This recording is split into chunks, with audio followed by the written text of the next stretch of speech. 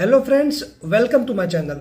મિત્રો, આજે આપણે વાત કરવાના છીએ LLB સેમેસ્ટર 2ની આવનારી યુનિવર્સિટી એક્ઝામના મોસ્ટ આઈએમપી પ્રશ્નો વિશે, જે તમને આવનારી યુનિવર્સિટી એક્ઝામમાં ખૂબ જ ઉપયોગી સાબિત થઈ શકે છે. તો મિત્રો, વિડીયોને એન્ડ સુધી જુઓ, અને જો તમે મારી ચેનલ પર નવા છો તો ચેનલને સબસ્ક્રાઇબ કરવાનું ના ભૂલતા. Principles of political science and theory. Question 1.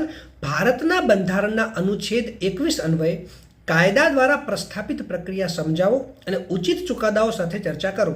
Discuss procedure established by law under article 21 of the constitution of India. Discuss with relevant decisions. Question 2. બંધારણના અનુચ્છેદ 12 અન્વયે રાજ્યનો અર્થ સમજાવો. ઉચિત ચુકાદાઓ સાથે વિગતવાર ચર્ચા કરો. Explain meaning of state under article 12 of the constitution. Discuss with relevant decisions. Question 3. ભારતીય બંધારણના અર્ધ સમવાયી તંત્રની લાક્ષણિકતાઓ વિસ્તૃતમાં સમજાવો. Explain in detail the characteristics of quasi federal structure of constitution of India. Question 4. ન્યાયિક પુનરાવલોકનનો સિદ્ધાંત સમજાવો. લોકશાહી પદ્ધતિમાં ન્યાયિક પુનરાવલોકનનો અર્થ, જરૂરિયાત તથા મહત્વની ચર્ચા કરો. Explain the doctrine of judicial review. Discuss the meaning, need and importance in the democratic system. Question 5. ભારતીય બંધારણમાં વ્યાખ્યાન્વિત કરેલ નાગરિકત્વનો ખ્યાલ વિગતવાર સમજાવો અને કયા સંજોગોમાં વ્યક્તિ ભારતીય નાગરિકત્વ મેળવી શકે કે ગુમાવી શકે. Explain in detail the concept of citizenship defined under the Constitution of India, in which circumstances person may acquire or lose Indian citizenship. Question 6. શું ભારતનો નાગરિક પોતાના મૂળભૂત અધિકારો ત્યજી શકે છે?